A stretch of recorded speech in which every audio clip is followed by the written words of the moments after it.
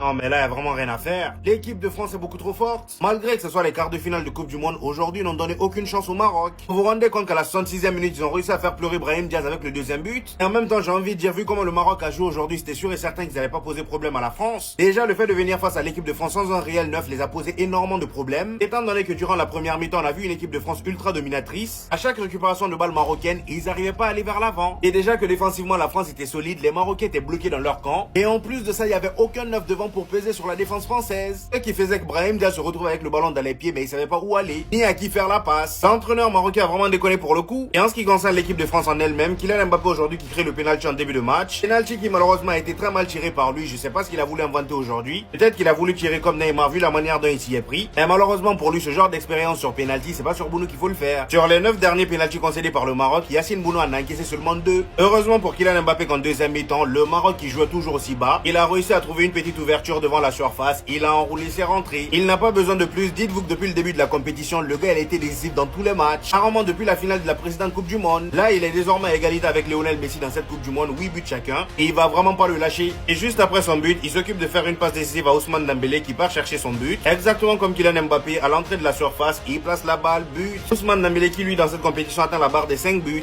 Bref, grâce à cette victoire, la France se qualifie en demi-finale. Mais vous croyez que c'est qui va arrêter cette équipe? C'est qui? Ils ont peur de personne. On est les Power Rangers. Vous avez vraiment cru que ces mecs-là sur la photo derrière moi, ce soir ils allaient perdre? Ils ont peur de personne. Y a personne qui leur fait peur. Les gars, je vous le dis, je pense vraiment que cette équipe, elle va finir champion du monde. C'est trop en fait, c'est trop. Et toute la première mi-temps, on a raté un penalty. Désiré Doué qui rate devant les cages. Mbappé en finition, c'était pas ça. En fait, je me suis dit, ce soir, c'est pas pour nous, c'est pas le bon soir. On va se faire avoir. On va perdre. Ce soir, on va perdre. Mais même quand ils sont dans la difficulté, même quand ils sont au plus bas, ils arrivent à remonter. Ils arrivent à montrer que c'est la meilleure équipe sur le terrain. Kylian Mbappé qui allait se faire terminer par tout le monde pour son penalty, il a fait comme Lionel Messi. Il a renversé la tendance. Magnifique but de Kylian Mbappé. Il est puissant. Il est en mission pendant cette Coupe du Monde. C'est trop en fait le niveau. C'est trop. On va le mettre dans des débats que vous allez pas aimer en fait. Dembélé qui lui aussi inscrit un but magnifique du droit. Tu sais pas où il va partir. À gauche, à droite, tu sais pas. Ousmane Dembélé qui met le deuxième but. Eh les gars, je suis trop fier de cette équipe. Et vous savez pourquoi je suis fier d'eux? Parce qu'au début, on avait tous peur de cette équipe. On avait tous peur de ce que ça allait vraiment donner sur le terrain. Et au final, une entente incroyable. Des joueurs qui jouent, qui se battent ensemble. On est en demi-finale de la Coupe du Monde. On est de retour en demi-finale. Non, en fait, la France, c'est minimum finale. C'est minimum finale à chaque fois. Oh là là là là là là, mais continuez de parler. Continuez de parler. Il est en mission. Il est en mission. Kylian Mbappé est plus que jamais le meilleur buteur de l'histoire des phases finales de la Coupe du Monde. Il donne pas l'heure à ton joueur préféré. Et en 2 semaines, les gars, en 2 semaines, il a renversé sa saison. Pourtant, il faisait pas une saison dégueulasse en club au niveau des statistiques. Hein. Mais Kylian Mbappé, on vous a dit quand il y a le mot, quand il y a la phrase Coupe du Monde, les gars, abandonnez, abandonnez. Il se met à son prime, il se met à son meilleur niveau. La mentalité, elle change. Il est en mission. Il te met que des bangers. Et même quand il rate des penalties, derrière, il arrive à se rattraper. Pourtant, en première mi-temps, il a raté beaucoup d'occasions. Il aurait pu en mettre 3 ce soir. Il aurait pu en mettre 3. Il aurait pu mettre un triplé. Il a été très gentil en vrai ce soir. Les gars, on parle d'un monstre. On va le mettre dans des débats, les gars. C'est déjà un des meilleurs joueurs de tous les temps, je vais rien savoir. 101 GA pour Kylian Mbappé sous le maillot des Bleus. 104 matchs, 64 buts, 37 passes D. Meilleur buteur des Bleus, meilleur passeur des Bleus. Au bout d'un moment, qu'est-ce que tu veux dire? Au bout d'un moment, le mec, il est dans tout. Il est de partout. Qu'est-ce que tu veux dire? Et il y en a, ils voulaient le voir sur le banc. Il y en a, ils voulaient le voir réserviste. Il y en a, ils voulaient pas de lui à la Coupe du Monde. Assumez que vous avez eu tort. Assumez que vous avez eu tort.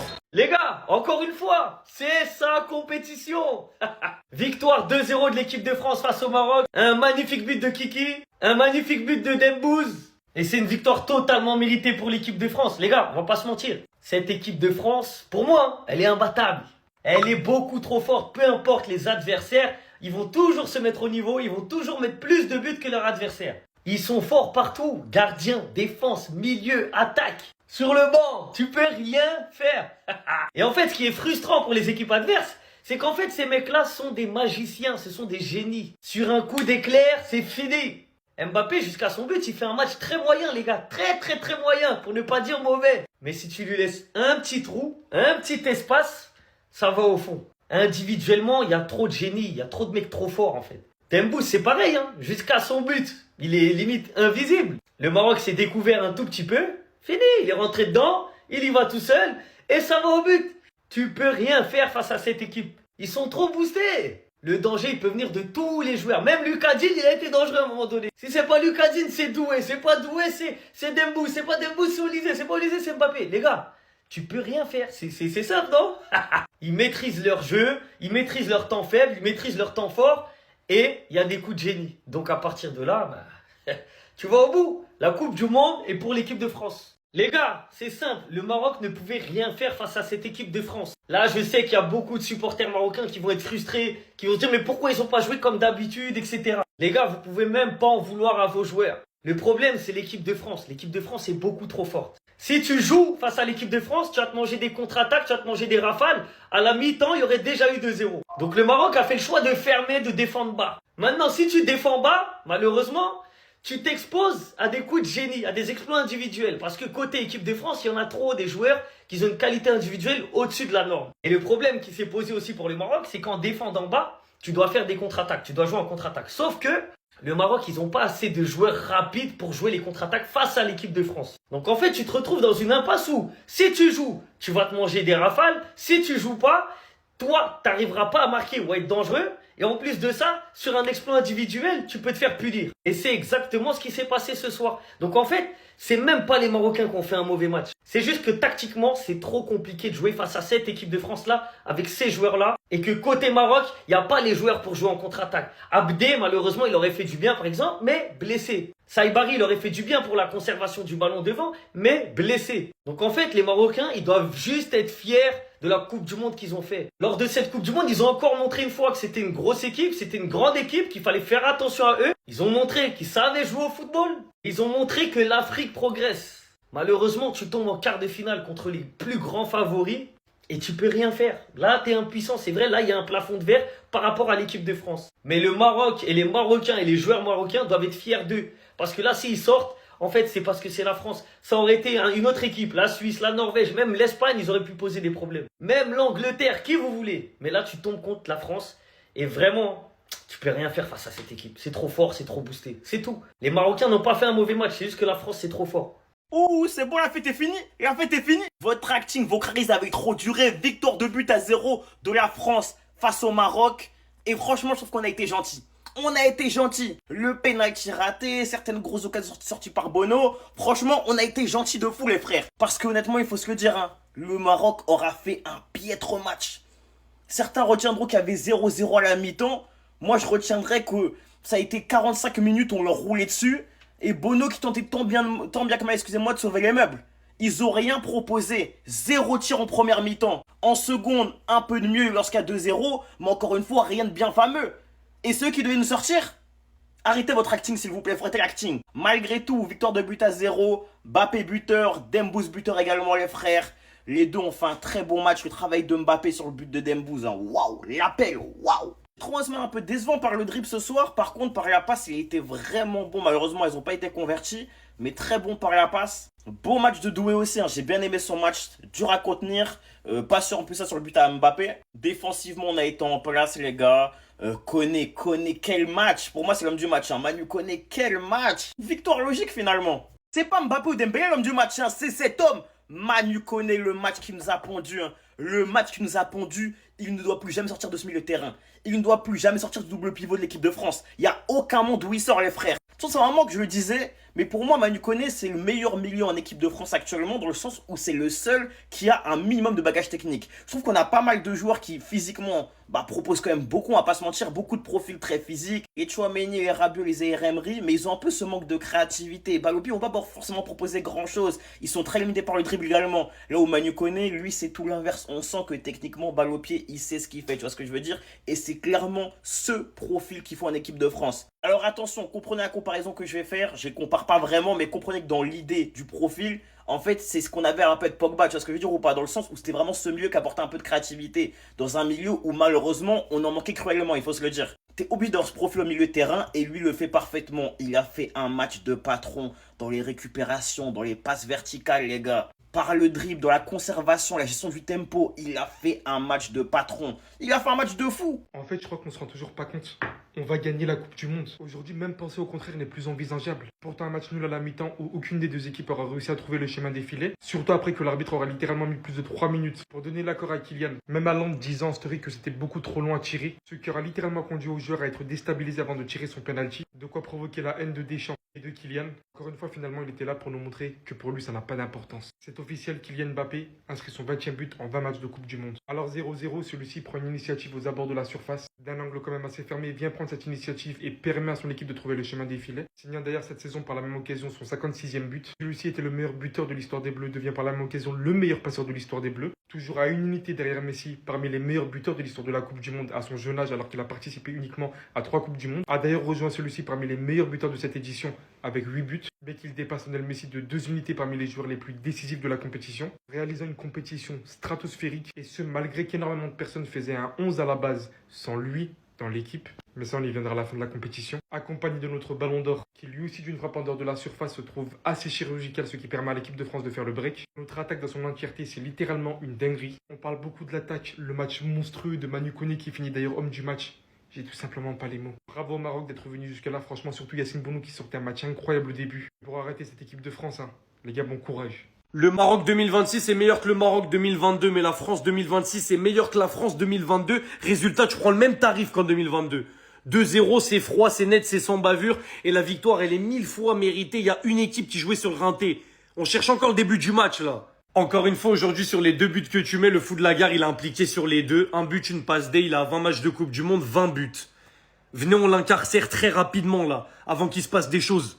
Malheureusement, je crois qu'on est tous en train de retenir notre souffle à cause de ce mec. Parce que cette image-là, de sa blessure, elle peut très vite faire mal. Mais genre très très mal. Pour la première fois de l'histoire, la France, elle fait 6 victoires d'affilée en Coupe du Monde. Vous savez, c'est quoi 6 victoires?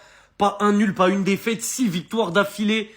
Et dans ces victoires-là, t'affrontes le Sénégal. Bon, t'affrontes la Norvège, même si c'est une équipe B. T'affrontes le Maroc. T'affrontes la Suède, qui est pas une mauvaise équipe.